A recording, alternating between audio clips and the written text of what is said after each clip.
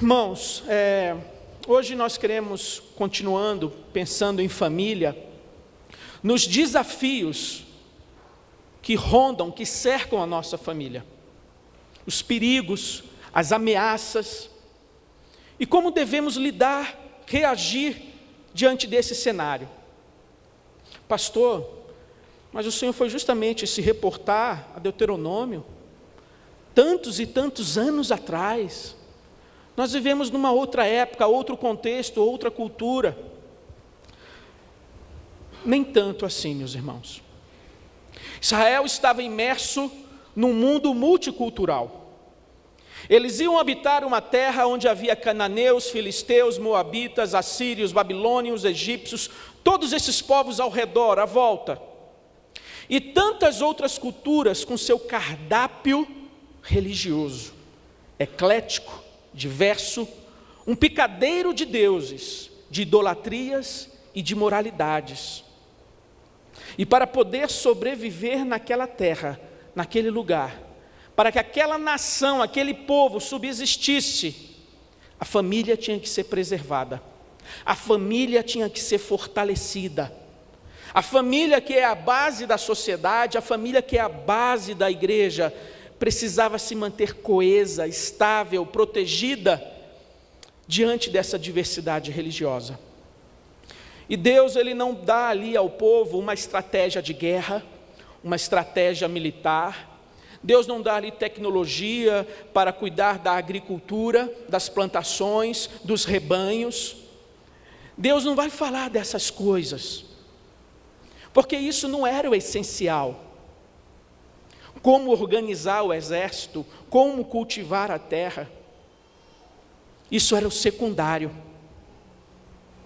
Deus vai chamar a atenção daquele povo para aquilo que é indispensável, prioridade, aquilo que tem que vir em primeiro lugar: sua fidelidade à aliança, sua fidelidade ao Deus que com mão forte realizou sinais e prodígios naquela terra do Egito, de lá tirando o seu povo, para conduzir a uma terra que mana leite e mel. O relacionamento com esse Deus, a fidelidade a esse Deus e a sua aliança, disso dependia a sobrevivência, a estabilidade, a prosperidade daquele povo. E não de um exército numeroso, um exército bem preparado, estruturado, equipado, não de ouro, pratas e riquezas, porque tudo isso o Senhor poderia dar, tudo isso o Senhor poderia suprir. O que o povo precisava era se manter junto, próximo do único Deus, do Deus verdadeiro, do Deus todo-poderoso. A aliança e a revelação dada por Deus àquele povo, na forma de um credo, de um conjunto, de uma estrutura de fé, fazia esse povo permanecer de pé, estável, que eles não acreditassem na mentira de imaginar que a vida ia melhorar se eles tivessem uma coleção de deuses ou deusas, que não havia necessidade de acumular coisas ou procurar pelos cantos e recantos do mundo para obter novas inspirações, novas revelações, novas experiências, novos relatos exóticos. Eles não precisavam buscar e procurar novidades, porque eles já tinham o único e verdadeiro, o eterno Deus, sua revelação e sua aliança. Diferente daqueles povos que estavam em trevas, confiando em deuses feitos pelas mãos dos homens, Israel conhecia o Deus verdadeiro. Não era o ouro, prata, riqueza, tesouros que saíram do Egito, que iam garantir a felicidade, a satisfação daquelas famílias, o bem-estar daquelas famílias. Mas é conhecer verdadeiramente esse Deus. E o amor é um modo apropriado de viver esse credo. Não bastava apenas ter o costume e o hábito de diariamente repetir essa oração: ouve Israel, o Senhor nosso Deus é o único Senhor. A oração repetida diariamente por todo judeu. Não bastava conhecer, não bastava crer, não bastava repetir. O modo apropriado de viver essa confissão de fé é pelo amor. Não importa quão justos e corretos tentemos ser, não importa no que cremos a respeito de Deus, não importa se defendemos nossas crenças com precisão, clareza, se o amor não moldar o nosso jeito de falar e de agir, nós estamos falsificando essa fé, esse credo que dizemos defender.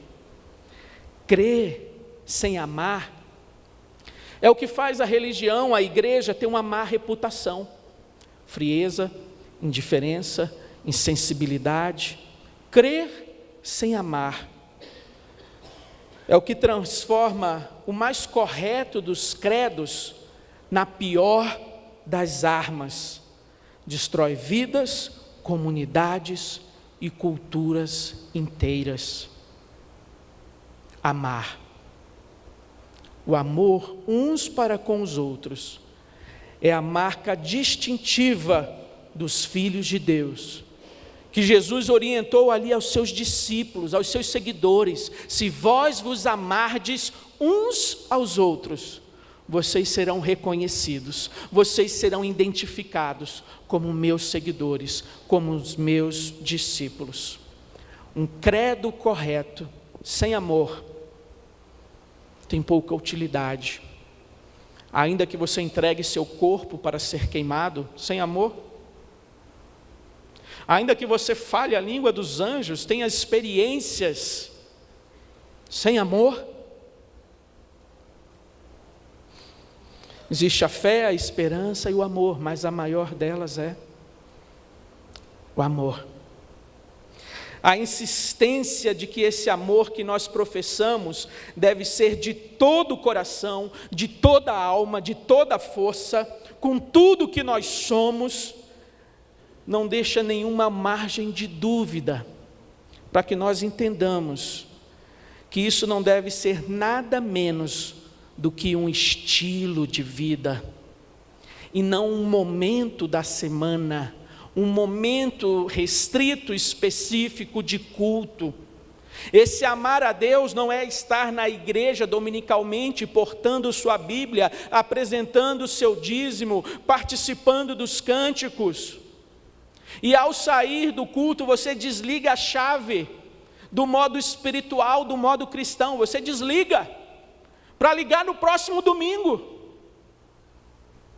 A ênfase dada por Deus aqui, que o que Ele espera de cada um de nós, o relacionamento que Ele coloca diante de nós, é que a nossa resposta seja de um amor, mas não um amor que é parcial, não um amor onde há regiões neutras, regiões onde o Evangelho não entra, regiões da nossa vida onde a palavra de Deus não alcança, mas são dirigidas pela nossa sabedoria, pela nossa experiência, e conforme eu acho e entendo melhor. Você acha que é isso que Deus coloca diante de nós? Que Ele quer apenas a sua presença aqui? O seu envelope de dízimo completo? Você acha que dá para barganhar e fazer uma troca com Deus? Você acha que dá para colocar a sua vida de trabalho profissional, seus negócios, fora desse guarda-chuva que é o Evangelho, que abrange e alcança a totalidade da vida daquele que foi transformado? E você diz: Senhor, cuida da saúde dos meus filhos, cuida aqui da vida espiritual dos meus filhos, cuida do meu casamento, mas a minha vida profissional, Senhor, o Senhor não sabe. Nesse país não dá para viver. Com esse governo aí não dá para viver, não tem como sobreviver, Deus. Eu tenho que dar o jeitinho brasileiro. Tem que ser do meu jeito, Deus. Porque senão eu vou fechar as portas. E aí, você assume na sua vida profissional, nos seus negócios, empreendimentos, o estilo e o jeito de fazer as coisas, mas que desonra a Deus, que nega a fé, que desagrada a Deus. Ou é aquele jovem que diz: Senhor, na igreja eu estou até na diretoria da UMP, mas do meu namoro cuido eu. A maneira como eu me relaciono com as meninas da faculdade lá, cuido eu. Afinal, se eu for agir aqui na faculdade do jeito que a tua palavra coloca, do jeito que nós temos sido ensinados, Senhor, não vai dar, eu vou virar a chacota do ano. Vão pensar até que eu sou gay. Eu não posso deixar passar as oportunidades. E assim, nessa área da sua vida, o jovem, o adolescente é tentado a agir como os cananeus, como os moabitas, como os filisteus. Esse amor a Deus, essa entrega a Deus não alcança essa área da sua vida. Mas nos estudos me abençoa, Deus, naquela prova, naquele Enem, nesses concursos que eu já estou fazendo, põe tua mão, me abençoa. Mas na minha vida sentimental, amorosa, cuido eu.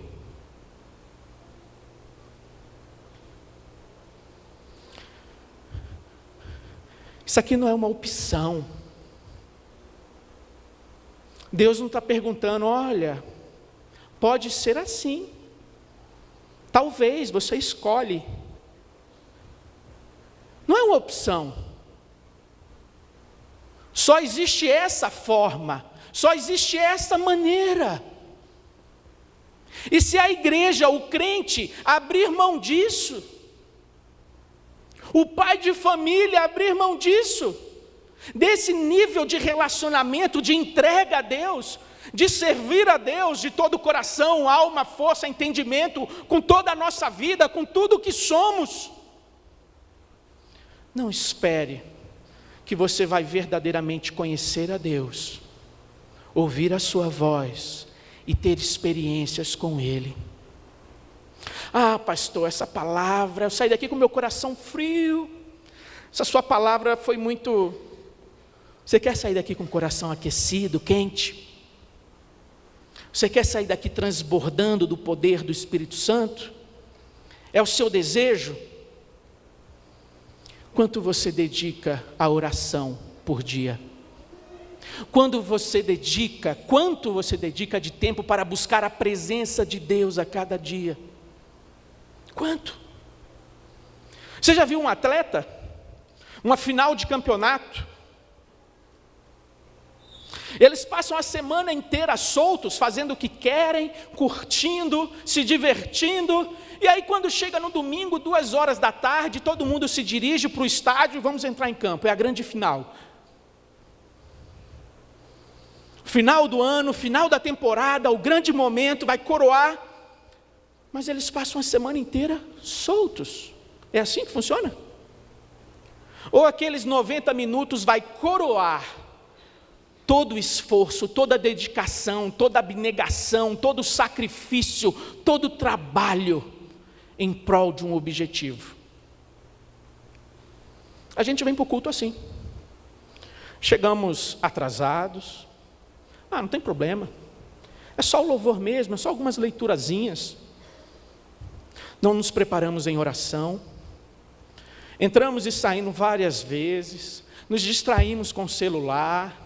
Nos distraímos com quase tudo. E quando chega no momento de ouvir a palavra, nós estamos assim meio que ainda perdidos.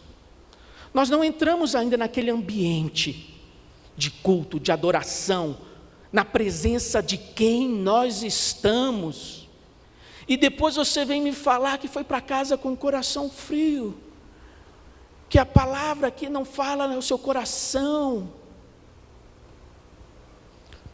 Se durante a semana você não tem dedicação, abnegação, tempo na presença de Deus, você quer vir para esse clássico, para a final do campeonato, para o momento mais importante, despreparado.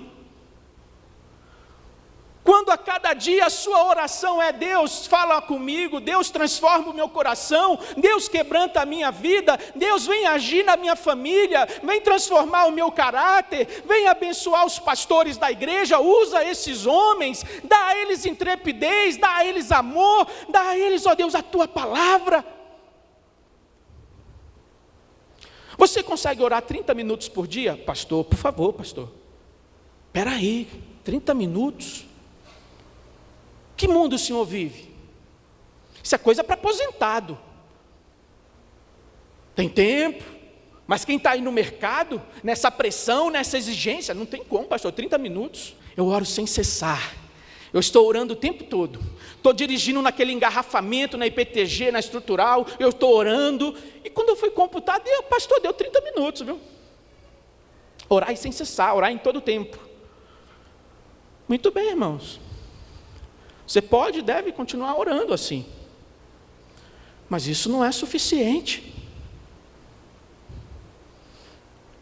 Quando Jesus orientou acerca do dever de orar, Ele falou: olha, não sejam como os fariseus que oram nas praças, mãos levantadas, querendo ser vistos e notados, mas entra no teu quarto, entra no teu lugar de oração, tenha o seu momento e o seu tempo na presença de Deus.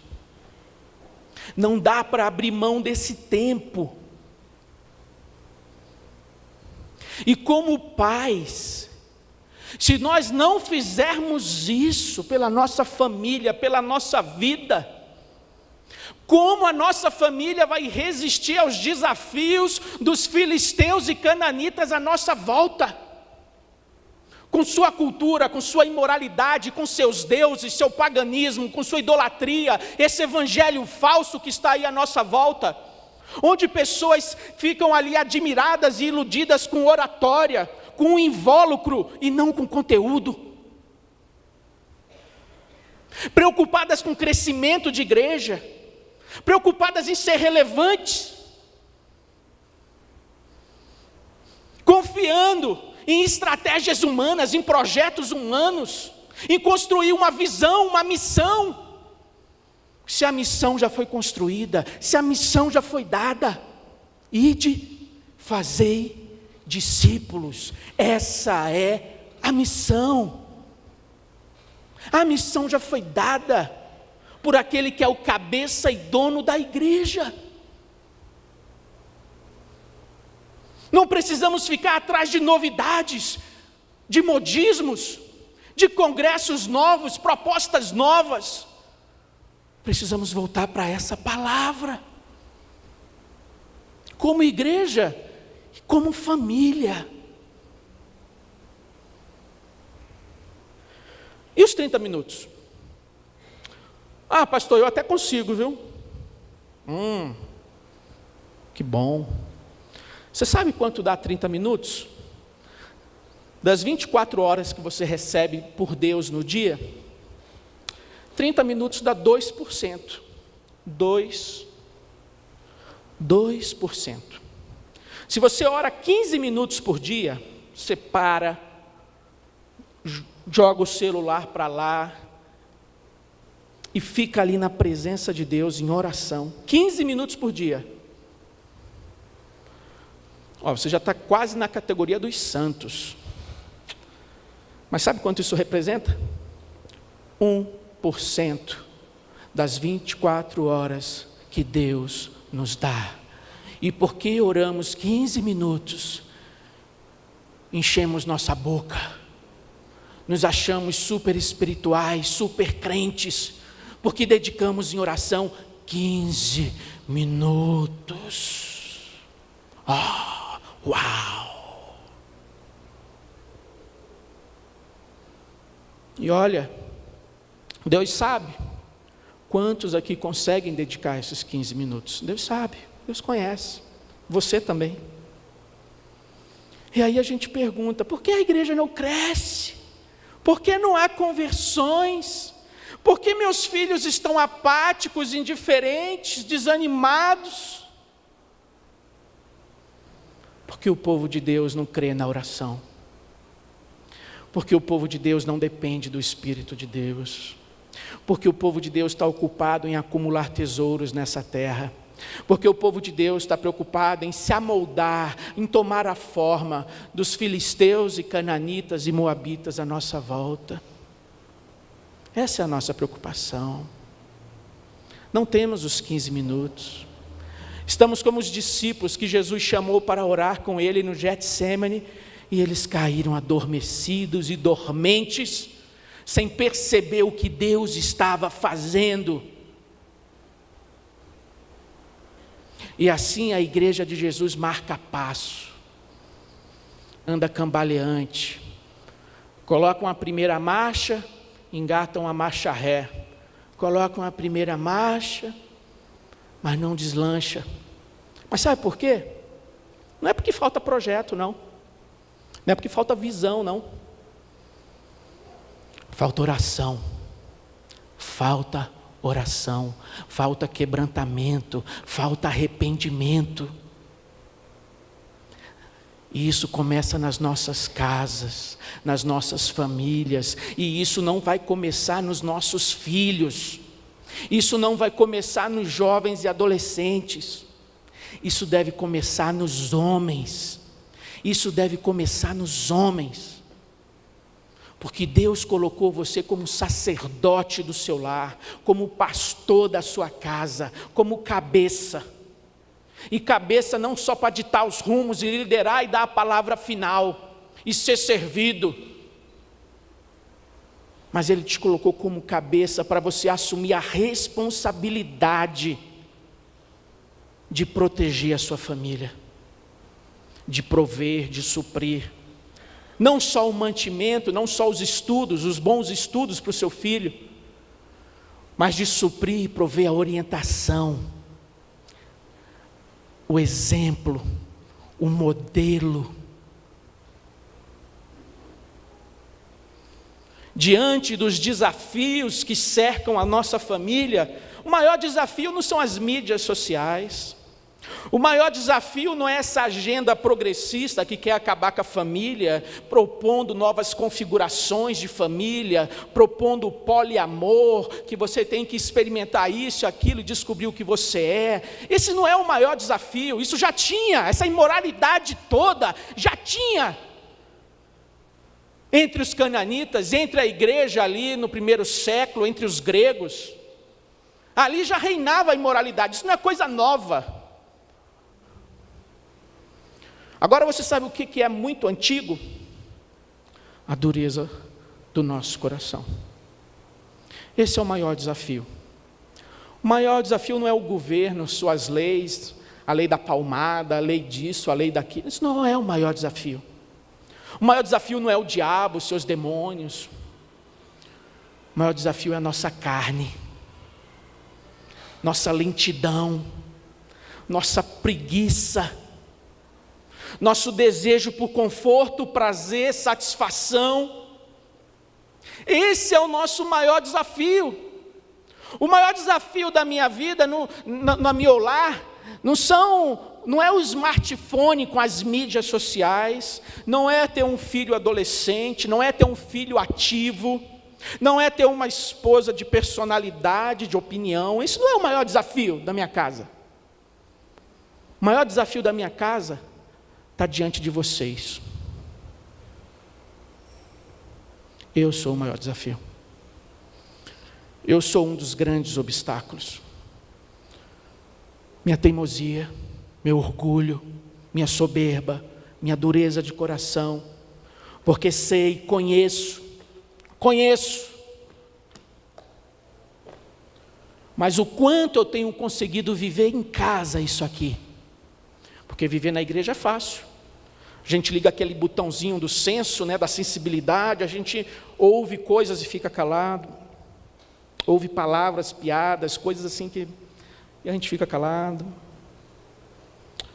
A gente vem vontade de dar uma resposta, a gente bebe água. Talvez isso aconteça com você no seu ambiente de trabalho, mas quando chega em casa, esse senso, essa sensibilidade, essa autocensura, esse botãozinho da autocensura é desligado. Então, se a esposa faz um comentário, faz uma cobrança, o homem já... Eu estou justificado, porque o trânsito estava horrível, porque o trabalho essa semana foi pesado, o ambiente à minha volta está hostil, então as circunstâncias à minha volta me justificam a pecar. Estou perdoado, não tem problema, posso dar patada aqui, patada acolá. O maior problema da minha casa sou eu. Orem por mim, para que Deus me ajude a ser um servo e um crente mais fiel, mais entregue, não na igreja, mas a começar em casa, a começar na minha vida de oração. Talvez você se identifique comigo em uma ou outra coisa. Assim é a síntese do que eu quero falar, olhando para essa passagem, que voltaremos a ela noutra oportunidade. Hoje eu estou olhando muito para o verso 4 e verso 5. Amarás o Senhor teu Deus de todo o teu coração, alma, força. A síntese do que eu quero falar aqui é que diante de tantos desafios ao redor da nossa casa, o maior deles é convertermos o nosso coração diariamente. Diariamente. Crucificarmos a nossa carne, negarmos o nosso eu, com disciplina, essa palavra incômoda, indigesta, ácida, disciplina espiritual, oração, reflexão, jejum, confissão, confessar o nosso pecado, se arrepender, chorar pelo nosso pecado. Porque, meus irmãos, o mais, se você foi promovido ou não, se você tomou posse do cargo, do concurso, se você foi reconhecido ou não, como as pessoas olham, imaginam, julgam você, o que você conquistou, adquiriu, meu irmão, tudo isso vai passar, isso não tem valor algum. O que vai valer, no final das contas, é o tempo que você passou de joelho na presença de Deus, e como você conseguiu viver isso diante da sua casa. Porque de que adianta eu edificar a tantos, eu discipular a tantos, eu ser bênção na vida de tantos, e eu perder aqueles que Deus me deu? O que adianta eu ter um ministério elogiado e reconhecido, se o custo para isso foi sacrificar a minha família, os meus filhos, o meu casamento? Transfira isso agora para a sua vida profissional. De que adianta? Seu reconhecimento acadêmico, seu pós-doutorado, seus 5 cursos, suas 5 graduações, você ser supervisor, gerente, secretário disso, seja lá o que for, ter 2, 3, 4, 5, 20 casas, andar neste ou naquele carro, não interessa. Mas você vai chegar como no céu? Sozinho ou com a sua casa? Com seus filhos? Você vai deixar um legado para os seus netos. Quando seus filhos forem falar de você, como pai, como mãe, vão falar o quê? Foi um profissional brilhante. Foi um dos melhores professores que a UNB já teve. Não, foi um homem que administrou muito bem nossas finanças, e hoje nós podemos até ter essa tranquilidade de vida, porque Deus deu a ele esse dom. Ou os nossos netos vão ouvir dos nossos filhos, que eles aprenderam de nós o que é andar na presença de Deus, o que é amar a Deus. Você quer proteger sua casa dos desafios, dos perigos, do inimigo, do mundo? Ama o Senhor teu Deus de todo o teu coração, toda a tua alma, toda a tua força. E a gente começa se dobrando, se curvando, se colocando de joelhos na presença do Senhor, confessando nossas faltas, nosso pecado, a nossa arrogância de querer viver independente de Deus, de querer viver achando que a gente não precisa orar, de querer viver achando que a gente não precisa do Espírito Santo, de querer viver e conduzir o nosso lar achando que a gente não precisa dessa palavra, que a gente só precisa dar boa educação, conforto, bons modos aos nossos filhos. Eles precisam ver em nós um modelo, um exemplo de homens que amam e conhecem a esse Deus.